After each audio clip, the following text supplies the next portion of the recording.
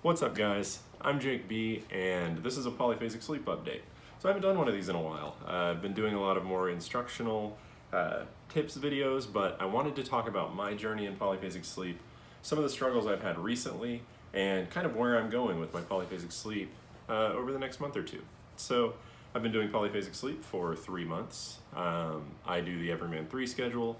I'm sure you guys already know this if you've been watching the channel, but what the heck, we'll go over it anyway. There are some things that are coming up that are going to cause me to shift my focus away from Polyphasic Sleep. So don't panic. I'm not quitting Polyphasic Sleep permanently. I'm not leaving to go do something else. I haven't lost interest in Polyphasic Sleep. I certainly haven't lost interest in the YouTube community and, interacting with you guys. I've really enjoyed this over the last 3 months. I've learned so much about content creation and interaction with the community, and it's been a really great experience. So thank you so much for watching the videos. I know I say that all the time, but it really means a lot. So back to Polyphasic Sleep. I have adapted to Polyphasic Sleep, and then I kind of got lazy and I started making some mistakes.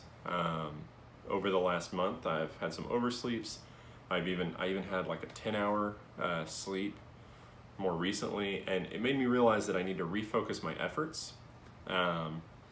And so I'm going to kind of do a reset. I think over the last 2 weeks, I've probably slept through the night twice. And at the beginning of that 2 weeks ago, it was like that 10-hour oversleep. So I need a reset. The other thing is, I want to be doing more running and weightlifting, so I want to be doing more of that physical training. So that's going to require more slow wave sleep. I need to consider that when I get started back up. Another thing is I want to start intermittent fasting. So I know several of you do that, and I'd love to hear more about your experience on that and your tips. But in that realm, I want to go into a recovery phase where I do monophasic sleeping for about 2 weeks while I adapt to intermittent fasting.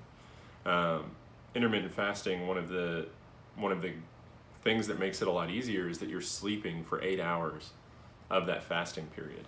So I want to do a 16-8 split, which basically means that you don't eat for 16 hours straight, no calories at all, basically water only, and then you have an 8-hour window where you eat.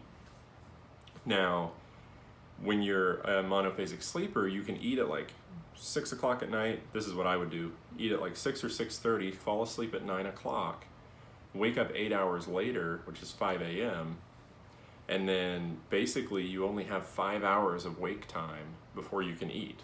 So that sounds pretty nice. With my current schedule, instead of waking up at 5, I'm waking up at 12:30 in the morning.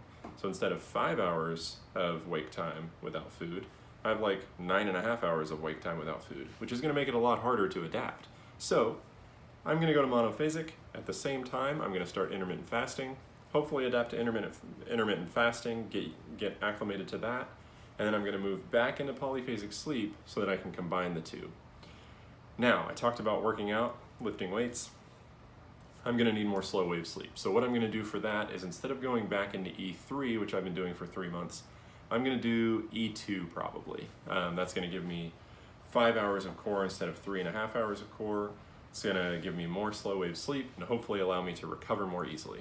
The last thing is, if you watch all my videos, you know that I've been working on my tiny home. We've been preparing that land to move, and it looks like we're about 10 days away from moving out there. So I'm probably going to delay releasing this video so that I can spread out the content over this period where I'm adapting to intermittent fasting.